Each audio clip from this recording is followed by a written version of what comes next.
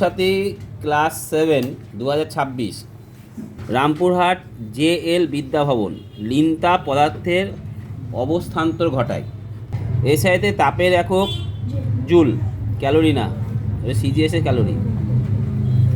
সপ্রভ বস্তুর উদাহরণ হচ্ছে চাঁদ, বা সপ্রভ চাঁদ নয়, জ্বলন্ত বাল্ব।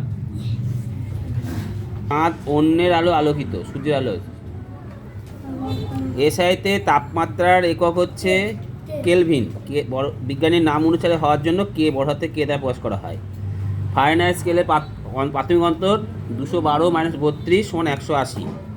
আপাতন কোণ 30 ডিগ্রি হলে প্রতিফলন কোণ 30 ডিগ্রি হয়। আপাতন কোণ ও প্রতিফলন কোণের মান সমান হয়। আলোক উৎস বড় হলে গঠিত প্রচ্ছায়া, উপচ্ছায়া, উপচ্ছায়া উভয় গঠিত হয়। কোনো বস্তুর কোনো তাপ গ্রহণে বস্তুর উষ্ণতার পরিবর্তন হয় না। কোন বস্তু হচ্ছে লিন তাপ। আপাতন কোণ 30 হলে প্রতিফলন কোণের মান 30 ডিগ্রি হয়। লিন তাপের সংজ্ঞা বলো। একক ভরের কোনো বস্তুর ওপর কোনো পরিমাণ তাপ দিলে সেটির অবস্থান পরিবর্তন হবে, কিন্তু উষ্ণতার পরিবর্তন হবে না। এই তাপকেই প্রমাণ চাপে বলতে হবে। প্রমাণ চাপ। জলের বাষ্পীভবনের লিন তাপ হচ্ছে কত? 537 ক্যালোরি পার গ্রাম। উপচ্ছায়া কি? যে উপচ্ছায়া হচ্ছে হালকা অন্ধকারচ্ছন্ন অঞ্চল। কোনো অপ্রভ বস্তুর উপরে যদি কোনো আলো পড়ে তাহলে পিছনে একটা কী হয়, গাঢ় অন্ধকার হয়, এর সঙ্গে হালকা অন্ধকার হয়।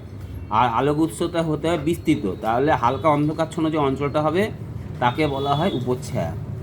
তাপমাত্রা বলতে কী বোঝায়? তাপমাত্রা বলতে বোঝায় কি? তাপমাত্রা হলো একটি বস্তুর তাপীয় অবস্থা, যা বস্তু কি করে, স্থির করে যে বস্তু অন্য কোনো তাপ নেবে না অন্য কোনো বস্তু থেকে তাপ গ্রহণ করবে। সপ্রভ বস্তু, যে বস্তু নিজস্ব আলো আছে তাকে বলা হয় সপ্রভ বস্তু। আর আলোর প্রতিফলন কাকে বলা হয়? যখন কোনো বস্তুর ওপরে কি হয়, আলো এসে পড়ে, তখন কি হয়, ওখান থেকে প্রতিফলিত হয়ে আবার ওই একই মাধ্যমে কি হয়, নির্দিষ্ট দিকে একই মাধ্যমে ফিরে যায়। ঠিক আছে, তাকে বলা হয় আলোর প্রতিফলন। নির্দিষ্ট দিকে হবে না, নির্দিষ্ট দিকে হলে নিয়মিত প্রতিফলন, আর চারিদিকে ছড়িয়ে গেলে সেটা বিক্ষিপ্ত। এগুলো তোমার পরের ইউনিট টেস্টে পড়বে।